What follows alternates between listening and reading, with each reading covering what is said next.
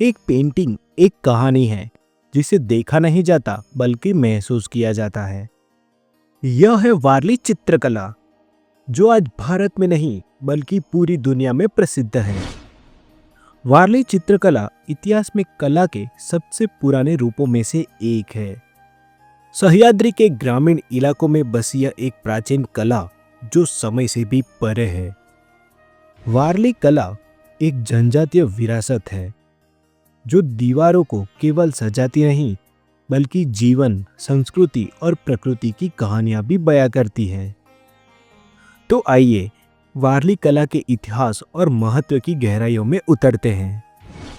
वारली कला का उद्गम लगभग 3000 ईसा पूर्व हुआ था। यह कला उत्तर सह्याद्री की पहाड़ियों में बसे वारली जनजाति के लोगों द्वारा प्रचलित थी। यह कला उनके अनुष्ठानों, दैनिक जीवन और उत्सवों को दर्ज करने का एक माध्यम था। वारली जनजाति मुख्य रूप से महाराष्ट्र के नासिक और धुले जिले में रहती है, खास तौर पर दाणू और तलसारी, और गुजरात के कुछ हिस्सों में जैसे वलसाड़, साथ ही दादरा नगर हवेली और दमन के केंद्र शासित प्रदेश में भी रहती है। उनकी जीवन शैली और रीति रिवाज हिंदू सांस्कृतिक परंपराओं में गहराई से जुड़े हुए हैं। वारली नाम वारल से आया है जिसका मतलब है जमीन का एक टुकड़ा। ऐतिहासिक रूप से वारली लोगों ने झाड़ियां और शाखाओं को साफ करके छोड़ी गई जमीन पर खेती की, जिनसे उनकी पहचान वारली नाम से होने लगी। वारली चित्रकला उनकी समृद्ध विरासत का एक प्रमाण है। यह प्राचीन भारतीय कला युगों से चली आ रही है और उसकी गहरी जड़ें 2500 से 3000 साल पहले तक जाती हैं।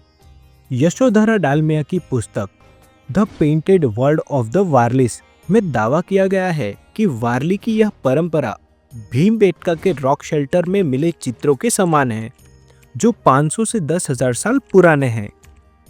दोस्तों, वारली के भित्ति चित्रों में बहुत ही बुनियादी ग्राफिक शब्दावली का प्रयोग किया गया है। एक चक्र, एक त्रिकोण और एक वर्ग। इन भौमितिक आकृतियों के पीछे छिपे हैं गहरे प्राकृतिक और सांस्कृतिक अर्थ।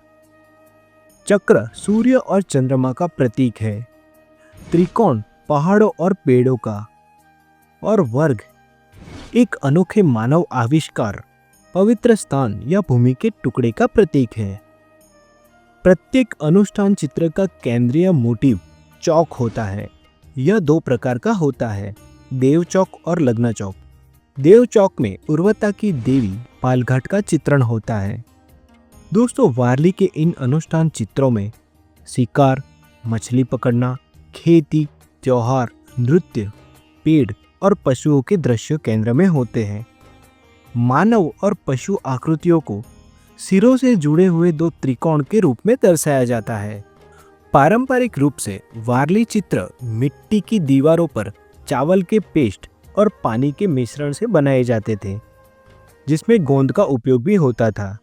ब्रश बांस की लकड़ी से बनाए जाते थे और कला केवल सफेद रंग में लाल मिट्टी की पृष्ठभूमि पर बनाई जाती थी।